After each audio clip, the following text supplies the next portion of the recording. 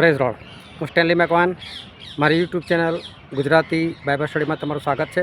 મારી ચેનલને તમે અત્યારે આગળ તમે સબસ્ક્રાઈબ કરી લો અને ઈશ્વરના જ્ઞાનમાં તમે વધતા જાઓ. યહૂદા ઇસ્કરિયોતીએ પ્રભુ ઈસુ ખ્રિસ્તને વધસ્તંભે જળવાના માટે પરસ્વાધીન કરાવી દીધા. શું ખરેખર યહૂદા ઇસ્કરિયોતીએ એ રીતે જ પ્રભુ ઈસુ ખ્રિસ્તને વધસ્તંભે જડેલા, કે એની પાછળનું કારણ કોઈ બીજું હતું? શું યહૂદા ઇસ્કરિયોતી પ્રભુ ઈસુ ખ્રિસ્તનું સારું કરવા ચાહતા હતા કે એ ખોટું કરવા ચાહતા હતા? શું યહૂદા ઇસ્કરિયોતે આ સમયમાં એવો કોઈ ગંભીર ગુનો કરેલો હતો? એનું ખરું રહસ્ય શું છે? એણે શું કરેલું એ જાણવાના માટે આ વિડીયોને આખો જુઓ.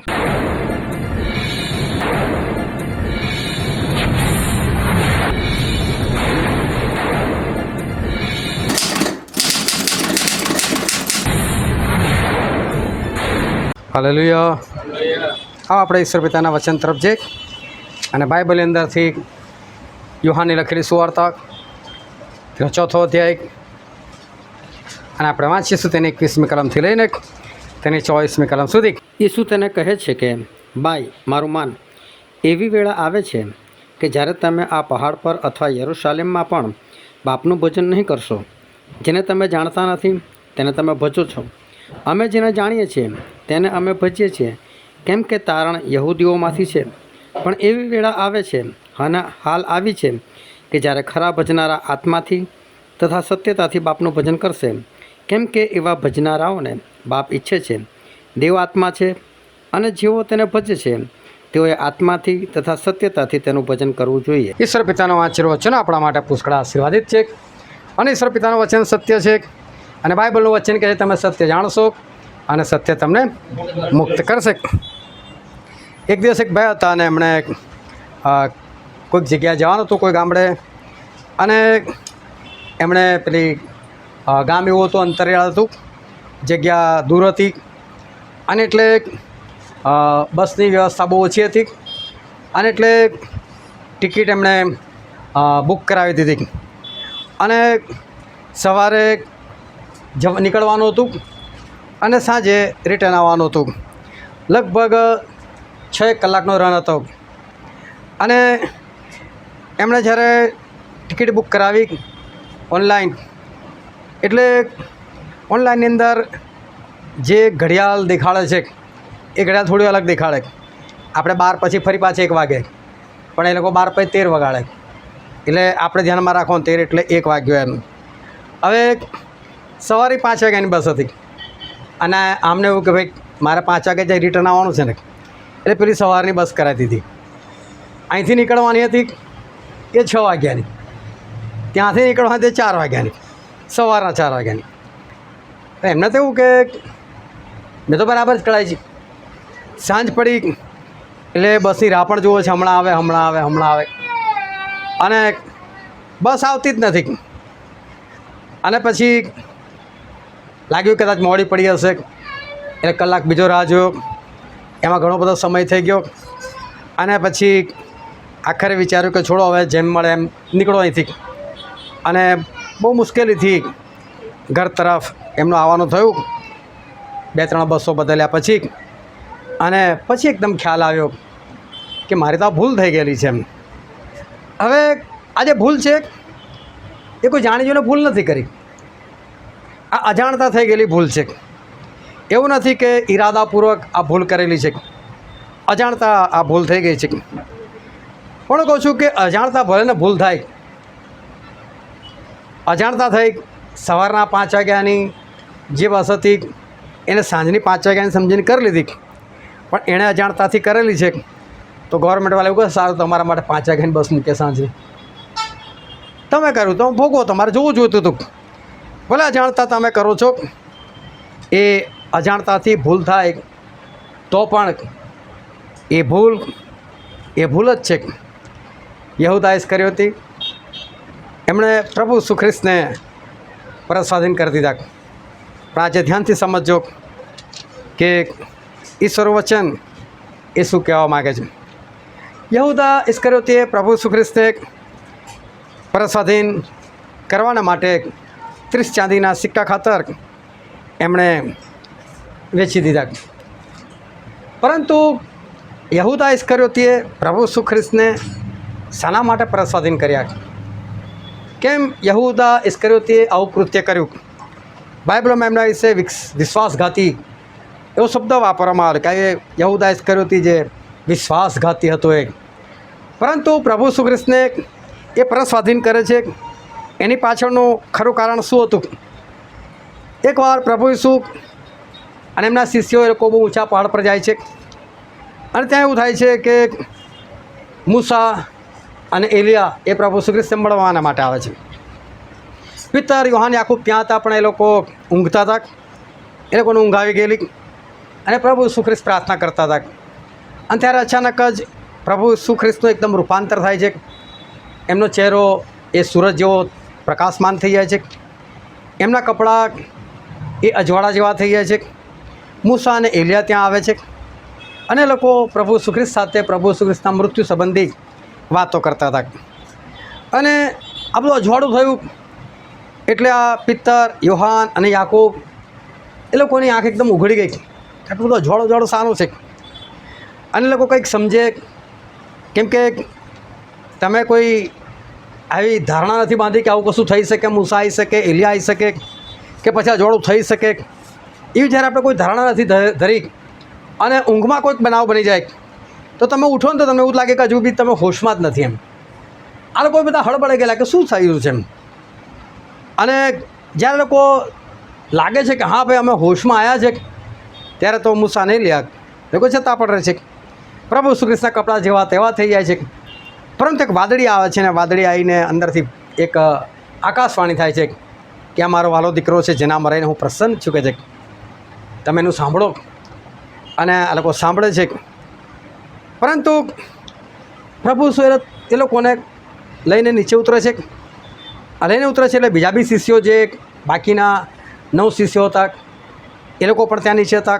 એ લોકો બધા જ્યારે ત્યાંથી નીકળે ત્યારે પ્રભુ ઈસુ એ લોકોને તાકીદ કરે છે, જો આજે તમે લોકોએ જે કંઈ જોયું ને એ તમે કોઈને કહેતા નહીં કે છે કે મને મળવા માટે મૂસા આવેલા, કે મને મળવા માટે એલિયા આવેલા, મારું રૂપાંતર થઈ ગયેલું, મારા કપડાં અજવાળા જેવા થઈ ગયેલા. આ બધું તમે જે જોયું છે એ કહે છે કોઈને કહેતા નહીં. પણ શિષ્યોને ખબર શું થયું. આ 3 શિષ્યો દ્વારા પહેલાં બીજા બધા શિષ્યોને પણ ખબર પડે કંઈક તો થયું, આવી કંઈક ઘટના બની. તો પ્રભુ ના પાડે છે કે તમારે કોઈને કહેવાનું નહીં, કહે છે આ બાબત સંબંધી વાત ના કરતા. એટલે લોકો કરતા પણ નથી. પણ એ લોકોને ખબર હોય છે કે આવું થયું. એટલે પ્રભુ ઘણી વખત એવી વાતો કરતા હતા કે આ શિષ્યોને ખબર નથી પડતી કે પ્રભુ કહેવા શું માગે છે, એ કેમ છુપું રાખવા માગે છે. ઘણી વખત માદાઓ આવે પ્રભુ પાસે, પ્રભુ એમને સાજાપણું આપે અને પછી તાકીદ કરે કોઈને કહેતા નહીં. અને ઘણા તો સખત રીતે કહે, જો ખાસ કહું છું કહેતો નહીં આને કે તું સાજો થવો છે એમ. હવે પ્રભુ ઈસુ કેમ આવું કરતા હતા, કેમ પોતાને ગુપ્ત રાખતા હતા? એ આ શિષ્યો એ સમજી શકતા નહોતા. પ્રભુ ઈસુ ખ્રિસ્ત હતા, એટલે કે છોડાવનાર હતા. અને એ પણ પ્રભુ ઈસુને આ પાડેલી હતી કે હું ખ્રિસ્ત છું એવું તમારે કોઈને કહેવું નહીં. કારણ કે એકવાર પ્રભુ સામેથી સવાલ કર્યો કે મારા વિશે લોકો શું કહે છે કે તો શિષ્યો કહે છે કે પ્રભુ તમને તો કોઈ એલિયા સમજે છે, કોઈ યોહાન બાપ્તિસ્મા કરનાર મરી ગયા એ ફરી પાછું ઉઠ્યો છે એવું કોઈ સમજે છે, તો કોઈ તો કહે છે એલિયા કે યર્મિયા કોઈ પણ હોઈ શકે છે. તો કે છોડો બધાની વાતો, તમે લોકો શું કહો છો કે છે. અને પિત્તર સરસ જવાબ આપે, પ્રભુ તું તો ખ્રિસ્ત છે કે છે, તમે તો બચાવનાર છો કે છે. તો પ્રભુ લોકોને તાકીદ કરે છે કે આ વાત તમારે છે ને કોઈને કહેવાની નહીં કે છે, હું ખ્રિસ્ત છું તમારે કોઈને નહીં કહેવું. અને માર્કની સુવાર્તામાં લખેલું છે તેનો 8મો અધ્યાય અને તેની 29 અને 30મી કલમ. અને તેણે તેઓને પૂછ્યું, પણ હું કોણ છું એ વિશે તમે શું કહો છો? પિત્તરે તેને ઉત્તર આપ્યો કે તું તો ખ્રિસ્ત છે. અને તેણે તેઓને તાકીદ કરી કે મારા વિશે તમારે કોઈને કહેવું નહીં. છે ના પાડી કે હું ખ્રિસ્ત છું તો મારે નહીં કહેવું. આ ખ્રિસ્ત જે શબ્દ છે એનો અર્થ થાય છે છોડાવનાર, બચાવનાર. હવે અત્યાર સુધી આજે ઇઝરાયલ પુત્રો જેને છોડાવનાર, બચાવનાર કે ખ્રિસ્ત જેને સમજતા હતા એ કેવા લોકોને સમજતા હતા? મૂસા જેવા લોકોને. મૂસા જ્યારે આ પૃથ્વી પર આવ્યા અને ઈશ્વરે એમનો ઉપયોગ કરવાની શરૂઆત કરીને ઈશ્વરે કીધું કે જા તું મિસ્રીઓના હાથમાંથી મારા લોકોને છોડાવ. તો મૂસા કે શાંતિથી નથી છોડાયા. ફારૂનને અને ફારૂનની સેનાને અને આખા મિશ્રોને હેરાન કરી નાખ્યા. છોડો છો કે નહીં? નહીં છોડતા તો સારું, વાંધો ને જોઈ લેજો. પાણીનું લોહી કરી નાખે. લોકો હેરાન થાય તો બી ના માને, દેડકા બોલાવે, દેડકાથી હેરાન કરે. પછી બી ના માને તો માખીઓ બોલાવે. પછી બી ના માને તો જુઓ પેદા કરે. પછી બી ના માને તો તીડોને બોલાવે, તીડો આને બધું ખાઈ જાય. પછી બી ના માને તો લોકોને ગુમડા ફૂટી નીકળે. અને મિસ્રીઓ હેરાન થઈ ગયા. પરંતુ આ બધું કરીને ઇઝરાયલ પુત્રો છોડાવી લીધા. છેલ્લે દરેક મિસ્રીઓના ઘરમાંથી એક મરણ થયું, પ્રથમ જનિતનું મરણ થયું. દરેકના ઘરમાં, જેના ઘરમાં જન્મ થયો, પ્રથમ જનિત તો હોય જ કોઈ ને કોઈ. અને એટલે કોઈ ઘરે એવું બાકી ના રહ્યું કે જેમાં કોઈ મર્યું નહોતું. હવે ઇઝરાયલ પુત્રોએ આવા બધા છોડાવનાર જોયેલા હતા કે છોડાવનાર ખ્રિસ્ત મસીહ એટલે તો એવો વ્યક્તિ છે કે જે અમને બીજી પ્રજાના હાથમાં જ છોડાવે છે. અને પ્રભુ ઈસુ આવ્યા ત્યારે રોમન સરકાર હતી, એટલે રોમનોના ગુલામ હતા. એટલે ઘણા બધા લોકોને એવું કે આ ઈસુ ખ્રિસ્ત છે, અમને છોડાવશે, અમને બચાવશે. શિષ્યોને પણ એવું કે આ ખ્રિસ્ત છે. કારણ કે સૌથી પહેલાં પ્રભુ ઈસુ ખ્રિસ્ત છે એવું ખબર પડેલું આંદ્રિયાને. કારણ કે આંદ્રિયા યોહાન બાપ્તિસ્મા કરનારા શિષ્ય હતા. અને પ્રભુ ઈસુ ખ્રિસ્ત ત્યાંથી પસાર થયા એટલે યોહાન બોલ્યા, જો દેવનું હલવાન જે જગતનું પાપ હરણ કરે છે. એટલે આંદ્રિયા દોડે છે પાછળ. અને પછી પ્રભુ પૂછે, કેમ આવ્યો ભાઈ મારી પાછળ? તો કે હું ખ્રિસ્તને શોધું છું કે છે, જે ખ્રિસ્ત કહેવાય છે ને એને શોધું છું. એટલે હું તમારા માટે આવ્યો છું. 2 દિવસ એમની સાથે રહે છે. પછી દોડીને જાય છે અને પિત્તરને બોલે, ચાલ પિત્તર જલ્દી ચાલ, મને ખ્રિસ્ત મળ્યા છે. યોહાનનો પહેલો દેહ વાંચો ઘરે જઈને, આ બધી વાતો લખેલી છે. અને પિત્તર પણ જોવે છે કે આ ખ્રિસ્ત છે. એટલે પિત્તર તો પ્રભુ ઈસુને બહુ પહેલાં મળી લીધેલું, શિષ્ય બન્યા પહેલાં. અને ત્યારે એમને ખબર હતી કે આ તો ખ્રિસ્ત છે. પણ ખ્રિસ્તો મતલબ આ લોકો આ સમજતા હતા કે ખ્રિસ્ત એટલે બચાવનાર. આ પ્રભુ ઈસુ આવ્યા છે, ખ્રિસ્ત છે, તો એક દિવસ તેમની સેના ભેગી કરશે અને રોમન સરકારને મારશે અને આપણી પર પછી એ રાજ કરશે. એવું આ શિષ્યો એ જાણતા હતા કે આવું એક દિવસ એ થશે.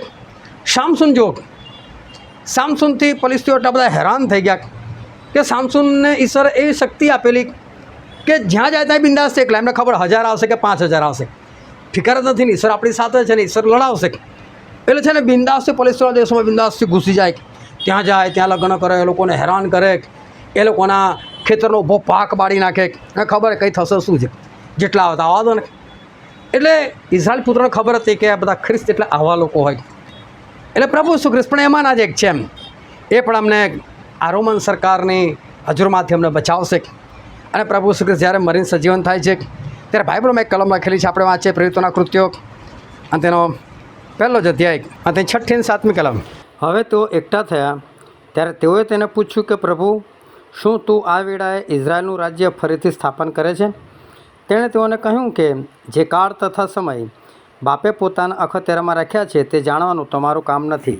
જો શિષ્ય પૂછે છે પ્રભુ ઈસુને કે ભાઈ તમે રાજ્ય ફરી સ્થાપિત કરો છો એમ, એટલે મરી ગયા અને સજીવન થાય ને તો બી હજુ આ લોકોને એવું જ છે કે પ્રભુ ઈસુ એ તો અમારા રાજા છે. કારણ કે જેટલા બી ખ્રિસ્ત હતા એ લોકો પછી રાજ કરતા હતા. 40 વર્ષ મૂસાએ રાજ જ કર્યું. મૂસા કહેતા હતા, લોકો ઉઠતા હતા. મૂસા કહેતા હતા, લોકો બેસતા હતા. મૂસા કહે ચલો છાવણી નાખો, એટલે બધા છાવણી નાખતા હતા. સામસુનનું કહેલું લોકો કરતા હતા. કારણ કે ખ્રિસ્ત હતા, એ લોકો રાજ કરનાર લોકો હતા. યફતા જો, યફતાએ પણ ઇઝરાયલ પુત્રો પર રાજ કર્યું. તો આવી રીતે જે ખ્રિસ્ત લોકો હતા એ છોડાવતા બી ખરા અને છોડાયા પછી ઇઝરાયલ પર રાજ પણ કરતા, એ લોકોનો ન્યાય પણ કરતા. ગિદ્યોન જો, એ પણ લડાઈ લડે છે અને ઇઝરાયલ પુત્રોને એ છોડાવે છે. તો ઈસુ પણ એવી રીતે ખ્રિસ્ત બનીને આવેલા. એટલે આ બધા લોકોને એવું હતું કે પ્રભુ ઈસુ ખ્રિસ્ત આજ નહીં તો કાલ એ પોતાનું રાજ્ય સ્થાપિત કરશે. અને બધા લોકો પ્રભુ ઈસુની પાછળ મોટી ભીડ હોય એટલા લોકોને એવું કે હવે કામ થશે, હવે કરશે, હવે કરશે. પણ પ્રભુ તો એમના મરજીથી એ લોકો ચાલ્યા કરે. હવે આ યહૂદા જે ઇસ્કરિયોતી હતા એને પ્રશ્ન થયા કરતો હશે કે પ્રભુ આમ કેમ કહે છે કે હું ખ્રિસ્ત છું, તો મારે કોઈને કહેવું નહીં. એ બચાવનાર છે, તો ભાઈ ભલે ને બચાવતા, ભલે ને સેના ઊભી કરે, ગુપ્ત શું રાખવાનું, જલ્દી કરો, જલ્દી કરો. પરંતુ યહૂદાને બી ખબર ના પડે કે પ્રભુ શું કેમ આ ખ્રિસ્ત છું એ વસ્તુ છુપાવે છે. અને તમે બાઇબલ વાંચશો તો ખબર પડશે એ સમયે લોકો ખ્રિસ્તની રાહ જોતા હતા. એ લોકો રાહ જોતા કે ખ્રિસ્ત એ આવશે, એટલે કે બચાવનાર એ આવશે. અને યોહાનની સુવાર્તામાં લખેલું છે તેનો 10મો અધ્યાય અને તેની 24 અને 25મી કલમ. તેઓએ તેની આસપાસ ફરી વળીને તેને કહ્યું, તું ક્યાં સુધી અમને સંદેહમાં રાખશે? જો તું ખ્રિસ્ત હોય તો તે અમને સ્પષ્ટ કહે. ઈસુએ તેઓનો ઉત્તર આપ્યો કે મેં તો તમને કહ્યું, પણ તમે માનતા નથી. મારા બાપને નામે જે કામો હું કરું છું તેઓ મારા વિશે સાક્ષી આપે છે. જો લોકો પ્રભુ શ્રી ખ્રિસ્ત કહેતા હતા કે ભાઈ તું ગુપ્ત કેમ રાખે છે, તું ખ્રિસ્ત છે તો સ્પષ્ટ બોલ ને એમ. પ્રભુ શું કે મેં તો કીધું તમને લોકોને કહે છે, પણ પ્રભુ સ્પષ્ટ નહોતા બોલતા. પણ પ્રભુ સે કીધેલું ખરું આડકતે કે તમે મારા કામ જુઓ કે બાપ મારામાં રહીને મારા એમના કામ કરે છે, હું નહીં પણ બાપ મારા કરતાં મોટા છે. એ રીતે એમણે જાહેર તો કરેલું. એમણે એમના કામથી જાહેર કરેલું કે માદાઓને સાજા કરતા હતા, ભૂતોળે ગયેલાઓને મુક્ત કરતા હતા, ભૂખ્યાઓને ખાવાનું આપતા હતા. આ ખ્રિસ્તનું કામ હતું. પણ પેલા લોકોના હૃદયમાં પેલા ખ્રિસ્ત લડાઈ કરે, આઝાદ કરે. એટલે લોકો કે ભાઈ તું બોલ ને તો કે હું કરું જ છું ને, મારા કામ સાક્ષી નહીં આપતા કે. તો આ લોકો વિચાર કરે કે તે કઈ લડાઈ લડી ભાઈ. એટલે લોકોને એવું કે ભાઈ સંદેહમાં કેમ રાખે છે, તું જે કહે હોય તો સ્પષ્ટ કે ને. યહૂદા ઇસ્કરિયોતે આ બધું જુએ કે આ પ્રભુ શું આવું કેમ કરે છે. આ લોકો કહે છે તો ખરા સ્પષ્ટ બોલ ને ભાઈ. ખ્રિસ્ત છે તો હા કહી દે ને ખ્રિસ્ત, પણ બોલે નહીં. અને પેલા યાજકો, ફરોશીઓ, શાસ્ત્રીઓ ઈસુ ઉપર બહુ ગુસ્સે થાય અને એ લોકોને પ્રભુ ઈસુના કામ એ ગમતા નહોતા. પરંતુ પ્રભુ ઈસુ પાછળ ઢગલો પબ્લિક અને પ્રભુ ઈસુના કામ બધા અજાયબ જેવા સામર્થ્ય કામ એ પ્રભુ ઈસુના હતા. હવે યહૂદાને એવું મનમાં થતું હશે કે શું જાહેર કરી દે તો બહુ સારું, હું ખ્રિસ્ત છું, જાહેર કરે તો સારું. લોકો પૂછે છે તોય એ જવાબ આપતા નથી, પણ જાહેર કરી દે તો બહુ સારું. જલ્દી જલ્દી પ્રભુ ઈસુ ખ્રિસ્તનું રાજ્ય સ્થપાય, જલ્દી જલ્દી રોમન સરકારમાંથી અમને આઝાદી મળે, પ્રભુ ઈસુનું પોતાનું રાજ્ય આવે. અને આ 12 શિષ્યો તો ખાસ એ સ્વાભાવિક છે કે 12 જણ તો પ્રધાન જ બની જાય. એટલે યહૂદાને બી એવું કે આપણે બી પ્રધાન બની જાય. અને પ્રભુએ તો મને ખજાનચી બનાવેલો જ છે, દાન તો મારી પાસે રહેશે. તો બની શકે કે જ્યારે રાજ્ય સ્થાપિત થાય ત્યારે હું જ ખજાનચી હોઉં. અત્યારે તો ખાલી દાન જ આવે છે, પછી તો મારી પાસે પુષ્કળ પૈસા આવશે. આ યહૂદા ઇસ્કરિયોતી એ પ્રભુ ઈસુ ખ્રિસ્તને જોતા હતા, એમના કામ જોતા હતા. અને એમને એવું થતું ક્યારે આ ઈસુ એ પોતાની જાતને ખ્રિસ્ત તરીકે જાહેર કરે. પરંતુ એવું થતું નહોતું. પ્રભુ ઈસુ પોતાને ખ્રિસ્ત તરીકે લોકોને કહેતા નહોતા કે હા ભાઈ હું ખ્રિસ્તનું આમ કરવાનો છું, તેમ કરવાનો છું. એટલે પછી આ યહૂદા એકવાર ગુપ્તમાં જાય છે અને યાજકોને મળે છે. બોલો ઈસુને પકડાઈ દો તો શું આપશો તમે? બહુ ધ્યાનથી સમજો. યહૂદાનો ઈરાદો એવો નથી કે હું પ્રભુ ઈસુ ખ્રિસ્તને પકડાઈ દઉં એટલે એમને વધસ્તંભે જડે, એમની પર આરોપ મૂકવામાં આવે અને એમને મારી નાખવામાં આવે. આ ઈરાદાથી યહૂદા ઇસ્કરિયોતે કામ નથી કર્યું. આપણે બાઇબલથી જ જોઈશું. એમણે આ ઈરાદાથી કામ નથી કર્યું. યહૂદા ઇસ્કરિયોતે કંઈક વાર પકડાઈ દઉં, નહીં માનતા પેલા લોકો મનાવે છે બોલ ક્રિશ્ચિયન બનાવો છે એના, મારો રોમન સરકારને ભગાઈએ કે અમે તમારી જોડે છે એમ. કે યાજકોની બી આઝાદી જોઈએ, શાસ્ત્રીઓ ફરોશીઓની બી આઝાદી જોઈએ. એટલે યહૂદાને એવું કે ના કેમ પાડે છે, પ્રગટ કેમ થતા નથી. એટલે પેલા લોકોને જઈને કીધું બોલો પકડાઈ દો શું આપશો કે છે.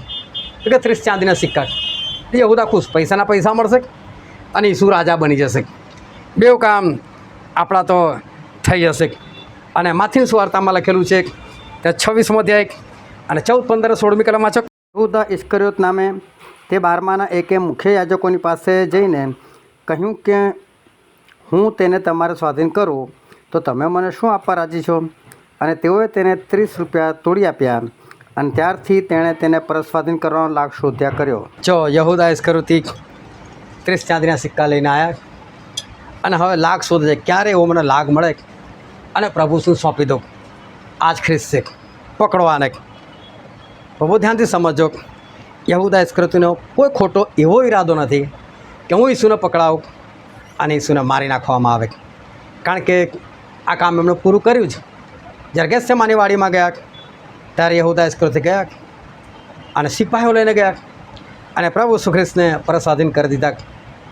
અને ત્યાર પછી પ્રભુ ઈસુ પર કેસ ચાલે છે, પ્રભુ ઈસુ પર આરોપ લગાડવામાં આવે છે. અને ત્યારે બાઇબલમાં એવું લખેલું છે, માથીને લખેલું સુવાર્તા અને 27મો અધ્યાય અને 3જી, 4થી અને 5મી કલમ. પછી તે અપરાધી ઠરાવાયો એ જોઈને તેને પરસ્વાધીન કરનાર યહૂદાને પશ્ચાતાપ થયો ને પેલા 30 રૂપિયા મુખ્ય યાજકોની તથા વડીલોની પાસે પાછા લાવીને કહ્યું કે નિરપરાધી લોહી પરસ્વાધીન કર્યાથી મેં પાપ કર્યું છે. ત્યારે તેઓએ તેને કહ્યું કે તેમાં અમારે શું, તે તું જાણે. પછી મંદિરમાં રૂપિયા ફેંકી દઈને તે નીકળ્યો અને જઈને ગળે ફાંસો ખાતો. જો શું લખેલું છે કે પ્રભુ ઈસુ ખ્રિસ્તને અપરાધી ઠરાવાયા. એવું જ્યારે એણે જાણ્યું તને બહુ ખોટું લાગેલું. આવું થયું? મેં થોડા એના માટે પ્રસાદન કરેલા છે. મેં તો એના માટે પ્રસાદન કરેલા છે કે એ રાજા બને, એ ખ્રિસ્ત જાહેર થાય. અને મેં તો એના માટે પ્રસાદન કરેલા. મેં તો 2 તીર માર્યા, 1 તીરે 2 શિકાર કર્યા. પૈસાના પૈસા મને મળી જાય અને પ્રભુ શું રાજાએ બની જાય. એ અપરાધી ઠરાવાયો. એ જોઈને યહૂદાને પશ્ચાતાપ થયો. જે કહે છે કે મેં પાપ કર્યું છે. કરતી વખતે એને ખબર હતી કે હું પાપ કરું છું. એને હું સારું જ કરી રહ્યો છું. પ્રભુ શુને પ્રસાદન કરી દઈશ. અને આ લોકો એ ખ્રિસ્ત છે એટલે ખ્રિસ્ત તરીકેનું કામ કરાવશે. રોમન સરકાર સામે લડશે. આપણે જીતીશું. અને ઈશ્વરે એમને મોકલેલા છે ખ્રિસ્ત તરીકે, એટલે એમનું રાજ્ય આવશે. આપણે વાંચી બી ગયા કે શિષ્યો બી મરી ગયા પછી બી પૂછ્યું કે તમે તમારો રાજા ફરી સ્થાપિત કરો છો કે છે. ખાલી યહૂદાએ જ કર્યું હતું ને, બધાને આવું હતું કે ઈસુ રાજા છે. કારણ કે એકવાર પ્રભુ ઈસુ પેલા ગધેડા પર બેસીને ગયા અને ત્યારે પણ લખવામાં આવ્યું કે તમારો રાજા નમ્ર છે કે છે, એ ગધેડા પર બેસીને આવે છે. અને લોકો એવું કીધું કે હોસાના, અને હોસાનાનો મતલબ હતો કે જે દેવના નામથી આવે છે તે આશીર્વાદિત છે. પ્રભુ ઈસુ ખ્રિસ્ત આ રીતે વધારેલા લોકો એટલે આ લોકોને હતું કે પ્રભુ ઈસુ એ તો ખ્રિસ્ત છે અને આપણા રાજા બનશે. પરંતુ જ્યારે યહૂદા ઇસ્કરિયોતે જોયું કે મેં વિચાર્યું એવું નથી થયું, એમને તો અપરાધી ઠરાવાયા, એમને બહુ ખરાબ લાગ્યું, એમને પસ્તાવો થયો. અને આપણને ખબર છે જેને એ ફાંસો એ ખાઈ નાખે છે. હવે આવો વ્યક્તિ એ જાય તો ક્યાં જાય? નરકમાં જાય. ધ્યાનથી સમજો, યહૂદા ઇસ્કરિયોતે એ ઈરાદાથી પ્રભુ શ્રી કૃષ્ણ વધસ્તંભે નથી જડતા કે આને મારી નાખવામાં આવે. પ્રભુ ઉપર કોઈ વેરભાવ નથી, કોઈ ઈર્ષા દેખાઈ નથી. એ એમની સમજ એવી છે આ ખ્રિસ્ત જાહેર થશે, અમને રાજા બનાવવામાં આવશે, આ રોમન સરકાર સામે લડશે, અમારું રાજ્ય સ્થાપિત થશે, અમે આઝાદ થઈશું. એના જે કંઈ વિચારો છે એની રીતે બરાબર છે. પણ એ જે કંઈ વિચારતા હતા એ બધું કેવું હતું? ખોટું હતું. પણ કઈ રીતે ખોટું હતું? અજાણતા. ભલે અજાણતા થયું, ખોટું કામ થયું. શું આ માણસ સ્વર્ગમાં જઈ શકે? આ સ્વર્ગમાં ના જઈ શકે. ધ્યાનથી સમજો કે તમે અજાણતા કામ કરો. તમને નથી ખબર અમે જે કરી રહ્યા છે એ ખોટું છે. તમે કદાચ વર્ષોથી કોઈ પરંપરાની અંદર બંધાયેલા છો, વર્ષોથી તમે કંઈક ખોટું શીખીને આવેલા છો, કે વર્ષો તમારા હૃદયની અંદર કોઈ કશું ભરી આપ્યું છે અને તમે એ જ રીતે તમે ચાલો છો. પણ તમને નથી ખબર કે આ વસ્તુ ખોટી છે, કે આ વસ્તુ ઈશ્વર નથી માન્ય કરતા, અને તમે એ રીતે આગળ વધો છો. તો ભલે તમને નથી ખબર, પણ તમને નથી ખબર, તમે અજાણતા કરો છો પણ ખોટું કરો છો, તો શું સ્વર્ગમાં જઈ શકાય? આપણે ઈશ્વરે જેને કહી શકવાનું પ્રભુ મને નથી ખબર એટલે હું આવું કરતો હતો, અને શું પ્રભુ શું માન્ય કરશે? આ વસ્તુ એ શક્ય નથી. તમારી પાસે જ્ઞાન નથી, તમારી પાસે સમજ નથી, તમે અજાણતા કરો છો, પણ છતાં પાપ એ પાપ જ છે. શું કાંઈને ખબર હતી કે હત્યા કરવું એ પાપ છે? શું પ્રભુએ કોઈને લખીને આપેલું નહોતું? તો એ તો કહી શકે એમ, મન લખી આપ્યું તો ના કરતો હું તો હત્યા, મને ક્યાં લખીને આપ્યું તમે? પણ છતાં એણે અજાણતા કર્યું તો ઈશ્વરે તો ગુનો જ ગણ્યો ને. અને માટે ધ્યાનથી સમજો કે આપણે જે કંઈ કરીએ અજાણતાથી કરીએ, ખોટી માન્યતાઓને લઈને કરીએ, પણ એનો અર્થ એવો નથી કે તમને સમજ નથી એટલે તમે સ્વર્ગમાં જતા રહેશો કે ઈશ્વર તમને સ્વર્ગમાં લઈ લેશે. ઘણી વખત ઘણા લોકો બીજાના માટે ઉદાહરણ આપે, આ તો બિચારો બહુ ભોળિયો છે. હા, ભોળિયો એટલે શું? ના સમજ. એ ભોળો માણસ ને તો ભૂલથી સ્વર્ગમાં ના જાય. પણ લોકો એવું સમજે કે બિચારો ભોળો છે ને ભોળપણમાં જે કંઈ કરે છે. હું કહું છું ભોળો માણસ ભોળપણમાં ખાડામાં પડે તેને વાગે જ નહીં, ગલી ગલી થાય. વાયર ખુલ્લો હોય અને હાથ લગાવી દે, પણ એને નથી ખબર કે આ કરંટથી કશું થાય, તો કે ગલી પછી થોડી થવાની એને કરંટ જ લાગવાનું નથી ખબર તો શું છે. એટલે એ ના સમજતો કે નથી ખબર, અજાણતા થાય છે એટલે ઈશ્વર બચાવી લેશે. કે ઈશ્વર કે હા ભાઈ તને નથી ખબર, તું તો અજાણતા કરતો હતો, ચલાઈ જા. યહૂદા ઇસ્કરિયોત જો વ્યભિચારી નહોતો, યહૂદા ઇસ્કરિયોત જો કોઈ ખૂની નહોતો માણસ, પણ છતાં એની એક ગેરસમજણ એને નાશના માર્ગે લઈ ગઈ. આજે તમારા જીવનની અંદર તો આવી કોઈ ગેરસમજણ નથી.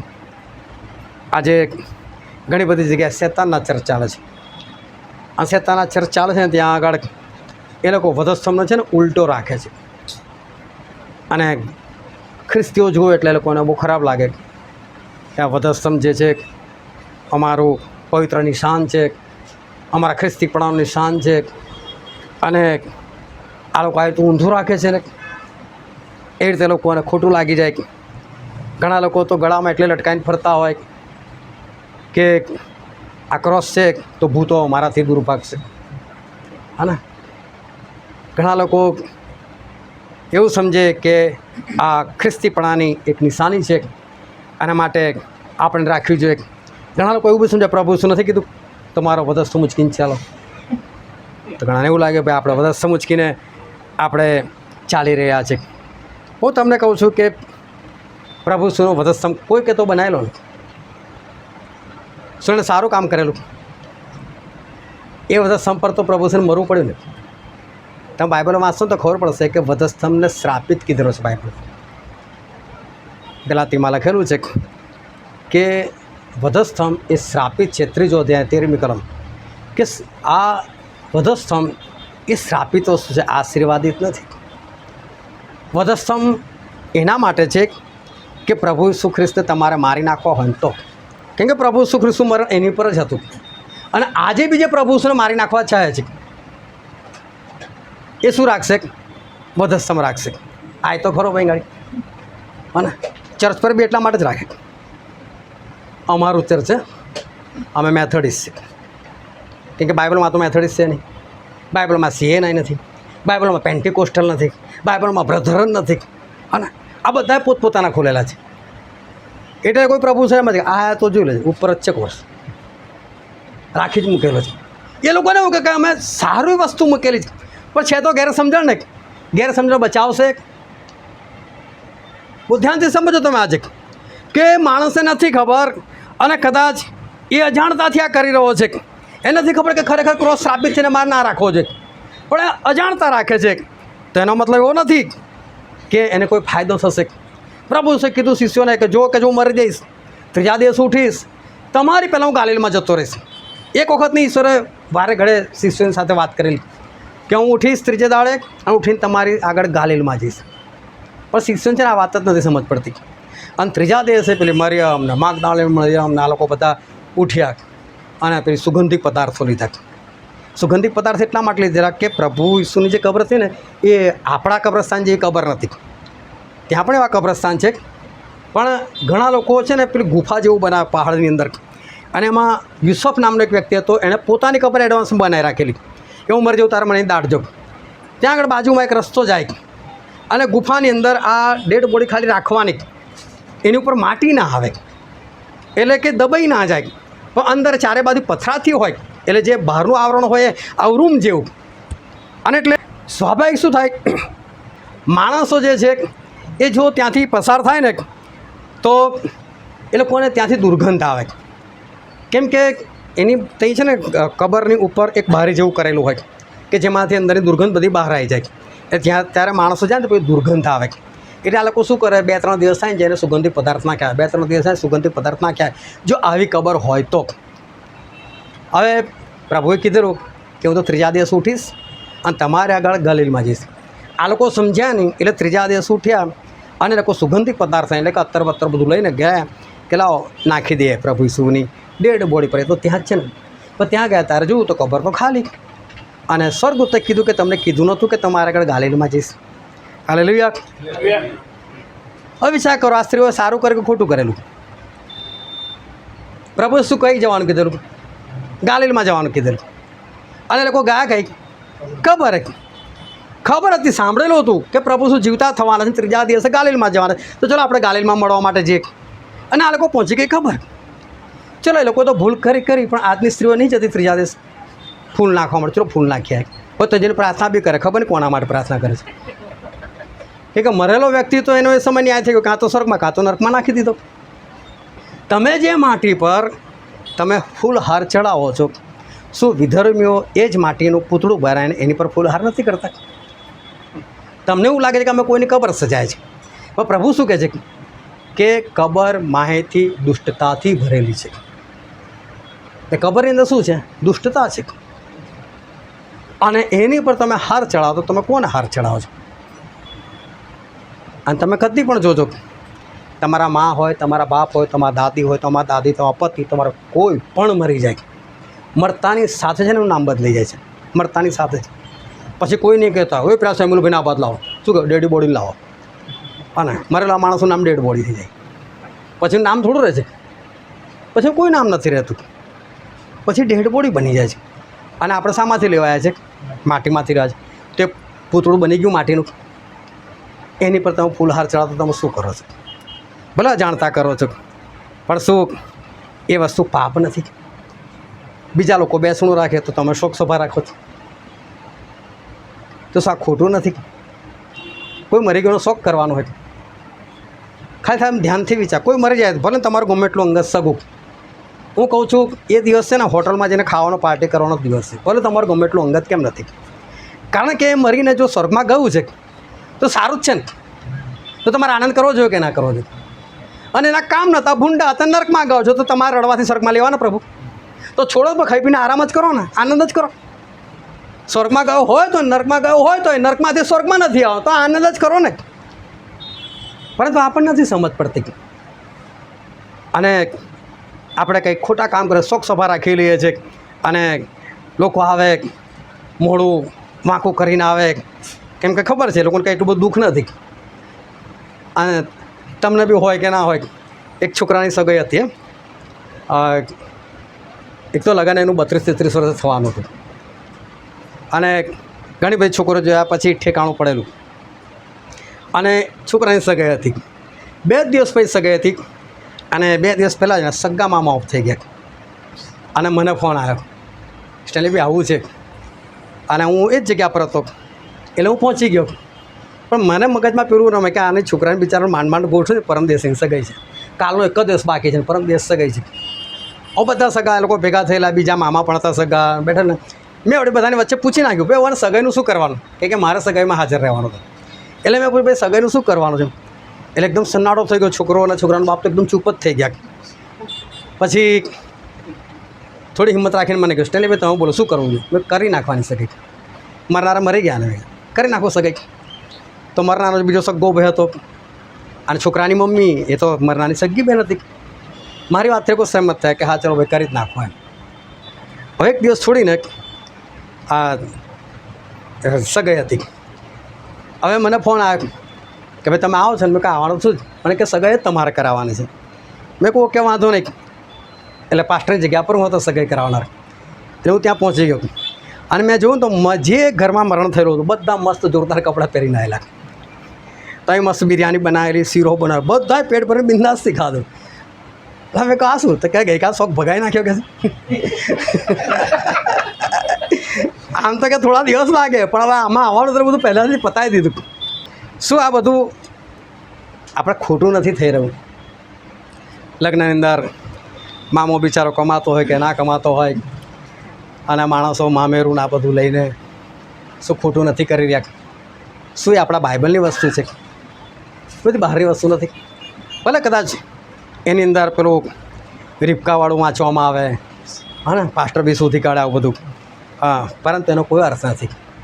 જે કંઈ થઈ રહ્યું છે ખોટું થઈ રહ્યું છે, કદાચ તમને નથી ખબર, તમે કરી રહ્યા છો, તો હું તમને કહું છું કે ભલે ને અજાણતાથી કરો, ભૂલ એ ભૂલ જ છે, અને એની સજા જે થવાની છે એ જ થવાની છે.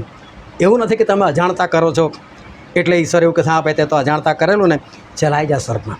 કેમ કે બાઇબલ એમણે આપેલું છે, વાંચવું ને વાંચવું આપણી ફરજ છે ને. જ્યાં જ્યાં થાંભલા લગાવેલા હોય છે, જ્યાં જ્યાં મોટી પેલી ડીપી લગાવે ત્યાં એ લોકો લખે જ છે. એ લોકો તમે રેલવે સ્ટેશન જાઓ તો ત્યાં ઉપર દાદરા ઉપર ત્યાં જાળી પર લખેલું છે કે ભાઈ નીચે 25,000 વોટનો કરંટ જાય છે. ભાઈ તમે અભણ છો, તમને વાંચતા ના, તમે તાર લગાવ્યો એટલે પેલું કે ભાઈ તને વાંચતા નહોતો આવડતો ચાલશે, હું તને નહીં બાળું. એ તો મરવાનો જ માણસ, મરવાનો જ. એટલે તમને જ્ઞાન છે કે નહીં એનાથી કોઈ ફરક નથી પડતો. જ્ઞાન પ્રાપ્ત કરવું તમારા હાથની વસ્તુ છે. સમજ તમારે પોતે એને મેળવવાની છે. આપણું જીવન છે. કેમ 10 રૂપિયાના રીંગણ ચારે બાજુ તપાસીને લે છે, એક બી કાણું હોય તો પાછું મૂકી દે છે. તો આખું જીવન જેની પાછળ ખર્ચો તો આપણે એને ઓળખીએ નહીં, એ વચનોને આપણે જાણીએ નહીં, એ સ્વર્ગને આપણે ઓળખીએ નહીં, એના પાછળ કેમ આપણે બેદરકાર રહીએ? એટલે ભૂલ એ માણસોની છે, માણસોની ગેરસમજણ એ જે તે વ્યક્તિને એ બચાવી શકતી નથી. આપણે પ્રભુને કહે પ્રભુ મને નથી ખબર, તમે મને છોડી દો, તે વાત એ થવાની નથી. પ્રભુ ઈસુ ખ્રિસ્ત એકવાર એ સમરૂનમાંથી જતા હતા, અને જે વચ્ચે વાંચ્યું એ ઘટના ત્યાં બને છે કે સમરૂનની સ્ત્રી પ્રભુ ઈસુ ખ્રિસ્તને મળે છે. પ્રભુ ઈસુ ખ્રિસ્ત બધા શિષ્યોને નગરમાં મોકલે, જાઓ તમે મારા માટે ખાવાનું લઈ આવો. અને પ્રભુ ઈસુ એકલા હતા અને પેલી સ્ત્રી એકલી હતી. પ્રભુ ઈસુ ખ્રિસ્ત એ સ્ત્રી સાથે વાતચીત શરૂ કરે છે અને સ્ત્રીને કહે છે કે ભાઈ તું મને પાણી આપ, કે છે. અને સ્ત્રી કહે છે કે તું તો કહે છે કે યહૂદી છે ને હું સમરૂની, તો મારી પાસે પાણી કેમ માગે છે? કેમ કે આપણા બેનો કોઈ મેળ મિલાપ તો છે નહીં, આપણે એકબીજાને બોલાવતા નથી, સંબંધ નથી, તું કેમ મારી પાસે પાણી માગે છે? એટલે પ્રભુ એને કહે છે કે જો સ્ત્રી કહે છે કે તું દેવને ઓળખતી હોત, દેવનું દાનને જાણતી હોત, અને તારી સાથે જે વાત કરે છે એ કોણ છે ને તું ઓળખતી હોત ને, તો કે તું મારી પાસે પાણી માગત, કે છે, અને હું તને જીવતું પાણી આપત. તો પછી સ્ત્રીને નથી ખબર પડતી કે આ જીવતું પાણી એટલે શું. તો કે તારી પાસે નથી ડોલ, નથી તારી પાસે રસી, અને યાકૂબ અમારો પૂર્વજ કે છે આ ખો ખોદીને કહું તું એનાથી મોટો છે, તું પાણી આપવાનો કે છે. તો કે યાકૂબનું પાણી પીશો ને તમને તરસ લાગશે, પણ હું જે પાણી આપું ને એને તરસ નહીં લાગે, કે છે. અને એ પાણી તમારા પેટમાંથી નદી બનીને વહેશે. પેટમાંથી નદી નીકળતી હોય એ આખું બધું આત્મિક બાબત છે. પણ આ સ્ત્રીને એવું કે મારા પેટમાંથી પાણી નીકળશે, તો ખોટું અહીં શું કામ ભરવા આવું? પ્રભુ મને આપી દે ને પાણી, કે છે, મારે ગાડી ભરવા ના આવવું પડે, કે છે. પણ વિચારતી નથી કે પેટમાંથી નદી નીકળે. પ્રભુ તમે કઈ ભાષા બોલો છો? એટલે પ્રભુ એને કહે જાય કામ કરે કે તારા પતિને બોલાવી આપી દઉં પાણી. એટલે પેલી સ્ત્રી કહે છે મારો પતિ નથી. અને પ્રભુ કહે સાચું કીધું તે, કહે છે, કારણ કે 5 પતિ તે કરેલા બધાને ડાયવોર્સ આપી બેઠેલી છે, અને 6ઠ્ઠાને જોડે તું એમને એમ રહે છે, સર્ટિફિકેટ તે નથી લીધું, અને એટલે તું કહે છે કે મારો પતિ નથી, તો સાચું કીધું, કહે છે. પણ પ્રભુ શું જે બોલવાની રીત હતી આ સ્ત્રી સમજી ગઈ કે આણે મને કીધું, મને મારું પાપ દેખાડી આપ્યું. અને આ સ્ત્રીની આંખો ખુલે છે અને કહે છે કે પ્રભુ તું તો કોઈ પ્રબોધક માલુમ પડે છે, કે છે. પ્રબોધક એટલે ઈશ્વરની વાણી બોલનાર. આવી સ્ત્રીને ક્યાંથી ખબર કે આ પ્રબોધક છે? પ્રબોધક શબ્દ એને કંઈથી ખબર? પણ બાઇબલ એણે વાંચેલું છે, સમજે છે બાઇબલ, કે હા તું તો પ્રબોધક માલુમ પડે છે, કે છે. અને પછી એ કહે છે કે અમારા પૂર્વજો એ તો કહે છે આ પહાડ પર ભજન કરવા જાય છે, ને તારા લોકો યરુશાલેમમાં જાય છે. સાચું શું છે, કે છે. અને ત્યારે જે વચન વાંચ્યું ને એ વચન પ્રભુ શું ત્યાં બોલે છે કે અત્યારે એવો સમય આવ્યો છે કે ખરા ભજનારા એ આત્માથી અને સત્યતાથી ભજન કરશે. ના પહાડ પર જવાની જરૂર છે, ના તમારે યરુશાલેમમાં જવાની જરૂર છે, પણ ખરા ભજનારા એ આત્માથી અને સત્યતાથી ઈશ્વરનું ભજન કરશે. તમે આત્માથી અને સત્યતાથી ઈશ્વરનું ભજન કરી શકતા હો ને, જગ્યાથી કોઈ મતલબ નથી. તમે કોઈ ચર્ચમાં છો, તમે કોઈ ઘરમાં છો, તમે કોઈ ઝૂંપડીમાં છો, તમે કોઈ મહેલમાં છો, તમે બાગમાં છો, તમે ઉકરડામાં છો, કોઈ ફરક નથી. ખાલી તમે આત્માથી ને સત્યતાથી કરતા હોય તો ઈશ્વર તમને શોધી રહ્યા છે. આ પ્રભુ ઈશ્વરે આ સ્ત્રીને કીધું અને એને કીધું કે દેવ આત્મા છે, અને જેટલાએ તેનું ભજન કરવું જોઈએ એ લોકોએ આત્માથી અને સત્યતાથી એ ભજન કરવું જોઈએ. પણ આ સ્ત્રી એ કહેવા માગે છે કે અમે લોકો તો પહાડ પર જઈએ છીએ ભજન કરવા માટે, અને તારા લોકો યરુશાલેમમાં જાય છે. આ પહાડ પર કેમ જતી હતી? સંબંધ રહ્યા નહોતા. આ લોકો યરુશાલેમમાં જતા નહોતા. યરુશાલેમમાં આ લોકોને એન્ટ્રી નથી, અને એટલે આ લોકો જાય કેમ ના? એટલે આ લોકોએ પોતાની રીતે પહાડ શોધી કાઢ્યો. પણ આ સ્ત્રીને એ નથી ખબર કે 5 પતિ હું કરી બેઠી છું, અને 6ઠ્ઠાની સાથે એમનેમ રહું છું. આ ઈશ્વરે નથી પસંદ, એને નથી ખબર. એને આ વ્યભિચાર છે એ પણ નથી ખબર. બહુ ધ્યાનથી સમજો તમે. એને એવું છે કે મેં કાયદેસરનું લગ્ન કર્યું અને મેં કાયદેસરના ડાયવોર્સ લીધેલા છે, અને એટલે હું કશું ખોટું નથી કરતી. તો પ્રભુ એને એવું જ કીધું જ્યાં તારા પતિને બોલાય. કેમ પ્રભુ એવું કહેવા માગતા? તે 6 કરી ચૂકી, તું કોને લાવીશ મારી સામે? છે ને તો લાવી શકવાની નથી. એ સ્ત્રીને પ્રભુ એનું પાપ દેખાડવા માગતા હતા, પણ એ સ્ત્રીને કેવું હતું? મેં કાયદેસરના લગ્ન કર્યા અને કાયદેસરના ડાયવોર્સ લીધા. બહુ ધ્યાનથી સમજો. ડાયવોર્સ આખા બાઇબલમાં કોઈ જગ્યાએ નથી. એ છે જ નહીં. ભલે પ્રભુ એવું કહેતા હોય કે મૂસાએ તમારા હૃદયની કઠણતાને લીધે તમને લખીને આપો કે ફારગતી લઈ તમે તમારી સ્ત્રીને મૂકી શકો છો, પરંતુ પ્રભુ ઈસુએ કીધું કે વ્યભિચારના કારણ વગર તમે તમારી સ્ત્રીને મૂકી દઈ શકતા નથી. પણ હું કહું છું કે પ્રભુ એવું બી નથી કહેવા માગતા કે વ્યભિચાર હોય ને તો તમે તમારી પત્નીને છોડી શકો છો. તમે તમારી પત્નીને વ્યભિચાર હોય ને તોય નથી છોડી શકતા, કારણ કે પ્રભુ ઈસુને આપણા શું કીધા છે? આત્મિક પતિ કીધા છે. પતિનું છોડીને તમે કોઈ બીજાનું માનો એને કહેવાય વ્યભિચાર. તો શું તમે શરૂઆતથી પ્રભુને માનતા આવ્યા છો? શું શેતાનનું કહેલું કશું કર્યું જ નથી? તો પ્રભુ ઈસુની દુલ્હન તમે પણ વ્યભિચારી હતા કે નહીં? તો પ્રભુ ઈસુ તમને છોડી દીધા? લોહી આપ્યું ને તમારા માટે, જીવ આપ્યો ને, કઈથી તમે તમારી પત્નીને છોડી શકો? વ્યભિચારી હોય તો પણ તમે એટલા સારા છો જ નહીં કે તમે તમારી પત્નીને છોડી શકો. કોઈ પત્ની એટલી સારી નથી કે એના પતિને છોડી શકે. ધ્યાનથી સમજજો, વ્યભિચાર આપણા બાઇબલની અંદર છે જ નહીં. પણ હું તમને બહુ એક વાત કહેવા માગું છું જે કદાચ તમારી સમજની બહાર હોય. પણ પુનર્નિર્માણ પુસ્તકમાં લખેલું છે, તેનો 28મો અધ્યાય અને તેની પહેલી અને બીજી કલમ.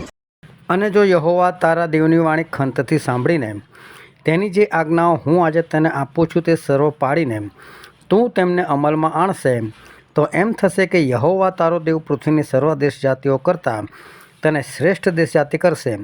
અને જો તું યહોવા તારા દેવની વાણી સાંભળશે તો આ સર્વ આશીર્વાદ તારા પર આવશે ને તને મળશે. બાઇબલ કહે છે કે જો તું દેવની વાણી સાંભળીશ તો આ બધા આશીર્વાદો તારી પર આવશે અને તને મળશે. આજ્ઞા પાડશો તો શું મળશે? આશીર્વાદ. ઈશ્વર એવું નથી કહેતા હું તમને આપીશ આશીર્વાદ, મળી જ જશે. અને આ એક સ્વાભાવિક પ્રક્રિયા છે કે તમે ઈશ્વરની આજ્ઞા પાડો તો તમને આશીર્વાદ મળી જાય. પછીની 15મી કલમ વાંચો. પણ જો યહોવા તારા દેવની વાણી ન સાંભળતા તેની જે સર્વ આજ્ઞાઓ તથા વિધિઓ હું આજે તને આપું છું તેઓને તું પાડીને અમલમાં નહીં આણે, તો એમ થશે કે આ સર્વ શાપ તારા પર આવીને તને પકડી પાડશે. બાઇબલ કહે પણ જો તું આજ્ઞા નહીં પાડે તો આ બધા શ્રાપ તારી પર આવશે અને તને પકડી પાડશે. હવે કેવા કેવા શ્રાપ છે? આમાંથી એક જ શ્રાપ આપણે વાંચીએ. 30મી કલમ વાંચો તો. તું જે સ્ત્રીની સાથે સગાઈ કરશે તેનો ઉપભોગ બીજો પુરુષ કરશે. હા, સ્ત્રી જો વ્યભિચારિણી છે ને તો એનું મૂળ છે એનો પતિ. એના પતિનું જીવન બરાબર ના હોય ને તો જ એની સ્ત્રીને બહાર કોઈની સાથે સંબંધ થાય, બાકી ના થાય. મૂળમાં એનો પતિ છે. અને પછી માણસ એવું કહે કે તું વ્યભિચાર કર, જા તને છુટ્ટી મૂકું. અલા પણ તારે એવા કરમ કે જેના કારણે તારે ભોગવવું પડે છે. અને મારે ધ્યાનથી સમજો કે છૂટાછેડા આપણા બાઇબલમાં છે જ નહીં. હા, કોઈનો વાંક જ નથી. તમારો વાંક તો જ તમે ભોગવો છો. તમારી પત્ની સાથે નથી બનતું. પ્રભુ તો એવું કહે છે, એક કલમ વાંચો નીતિવચન 16 અને 7. જ્યારે કોઈ માણસના માર્ગથી યહોવા રાજી થાય છે ત્યારે તે તેના શત્રુઓને પણ તેની સાથે સલાહ સંપમાં રાખે છે. હાલેલુયા. શું કે જ્યારે કોઈ માણસના માર્ગથી ઈશ્વર રાજી થાય છે ત્યારે તે તેના શત્રુને પણ એની સાથે સલાહ સંપમાં રાખે છે. હવે તમારું કોઈ સાથે ના બનતું હોય એનો મતલબ શું? કે ઈશ્વર તમારાથી રાજી નથી. સમજો છો કે નહીં? બાકી તમારા રસ્તાથી જો ઈશ્વર ખુશ હોય ને તો દુશ્મનને બી દોસ્ત બનાવી દે. પણ તમારું ઘરમાં કોઈ સાથે ના બનતું હોય તો વાંક કોનો? પછી આપણે કંઈ પેલીનો સ્વભાવ આવે છે ને પેલાનો સ્વભાવ આવે છે. નહીં, તારા કામ બરાબર નથી માટે આ બધી વાતો આપણને નથી ખબર. પણ અજાણતાથી ભલે થતી હોય ને, પણ ઈશ્વર એવું કહે છે કે અજાણતાથી થવું તો શું છે? અસમરૂની સ્ત્રી જે કંઈ કરે છે અજાણતાથી કરે છે. એને એવું હું કાયદેસર કર્યું છે, મેં બધું કાયદેસર જ છૂટાછેડા લીધેલા છે એટલે આને વ્યભિચાર ના કહેવાય એવું સમજે છે કે હું બરાબર કરી રહ્યો છું. પરંતુ ઈશ્વર એને ટોકે છે જ્યાં તારા પતિને બોલાય. અને ત્યારે ખરેખર કન્ફ્યુઝ થઈ ગઈ કે 6 કરેલા કોને બોલાવું. ત્યારે એને ભાન થાય છે કે 6 એક દિવસ તો પતિ બનેલા ને. એને ભાન થાય છે કે મેં તો ખરેખર વ્યભિચાર કર્યો છે. પણ ક્યારે એને ખબર પડે? જ્યારે પ્રભુ આવે ત્યારે. એટલે પ્રભુ એને કહે છે, જે વચન વાંચેલું હતું યોહાનની લખેલી સુવાર્તા તેનો 4થો અધ્યાય 21મી કલમ વાંચો તો. ઈસુ તેને કહે છે કે ભાઈ મારું માન, એવી વેળા આવે છે કે જ્યારે તમે આ પહાડ પર અથવા યરૂશાલેમમાં પણ બાપનું ભજન નહીં કરશો. પ્રભુએ ના પાડી કે ભાઈ મારું માન કે છે. ના પહાડની વાત કર, ના યરૂશાલેમની વાત કર. અને પ્રભુ ના પાડે છે. આ બધા જે સ્થળો બનાવેલા છે ને એ સ્થળોથી આપણને કોઈ લેવા દેવા નથી. એટલે સુધી કે પ્રભુ વિશે સુલેમાનને કીધેલું, દાઉદને કીધું કે દાઉદ તારો છોકરો જે સુલેમાન છે ને એ મંદિર બનાવશે અને એમાં મારું નામ સર્વકાળ રહેશે, એવું પ્રભુએ કીધેલું. વિચાર કરો, શું નબુખાદની સારી તાકાત હતી કે મંદિરનું ઉડાઈ શકે? ઉડાઈ નાખ્યું કે નહીં? પ્રભુ એવું કીધું આમાં મારું નામ સદાકાળ રહેશે. પ્રભુ ખરેખર શું કહેવા માગતા હતા? સુલેમાન એટલે શાંતિ, અને દાઉદનું સંતાન એટલે પ્રભુ શ્રી કૃષ્ણ દાઉદનું સંતાન બનીને આવેલા. લોકો બૂમો પાડતા હોય દાઉદના દીકરા અમારી પર દયા કર. અને પ્રભુ શું શાંતિ હતા અને એ મારું મંદિર બનાવશે. અને પ્રભુએ કીધું બી ખરું, આ મંદિર તોડી નાખું 3 દિવસમાં ઊભું કરી દઈશ. અને પછી લખેલું છે તો પોતાના શરીરને માટે કહેતા હતા. એમણે આપણા શરીરને મંદિર બનાવ્યું. એ આ મંદિરની વાત, આમાં મારું નામ સદાકાળ. આનો નાશ કરીને બતાવજો. કોઈ બી એક જણ તમે મારીને બતાવજો, બીજા દિવસ શું હાલત થાય છે કે ત્રીજા દિવસ શું હાલત થાય. એને પ્રભુ નહીં છોડે. બાકી ચર્ચો તો ગમે એટલા બાળો ને, ત્યાંથી પ્રભુનો કોઈ મતલબ નથી. હાથે બાંધેલા મંદિરમાં હું રહેતો નથી. સુલેમાનને બી ખબર હતી. સુલેમાન એવું બોલ્યા, હીરામને કીધું, એ હીરામ, આ તો કે છે અમારા આરાધના માટે છે, મારો પ્રભુ તો આકાશોના આકાશમાં સમાવેશ નહીં થતો, આમાં કંઈથી આવે? ના આવે આમાં. એ જો મંદિર પ્રભુએ પોતાના માટે બનાવ્યું હોત ને તો હજુ સુધી હોત. કોઈ તાકાત નહીં. આ મંદિર છે પ્રભુ. એટલે તો પ્રભુ કે તું મરી જશે તોય તને ઉઠાડીશ, આને કશું નહીં થવા દે. પણ મંદિર હોય તો. અને માટે પ્રભુએ કીધું સ્ત્રીને, બાઈ મારું માન કે છે, મારું માન. હું બી તમને કહું છું, પ્રભુનું માનો. બધી પરંપરાઓ બંધ કરો.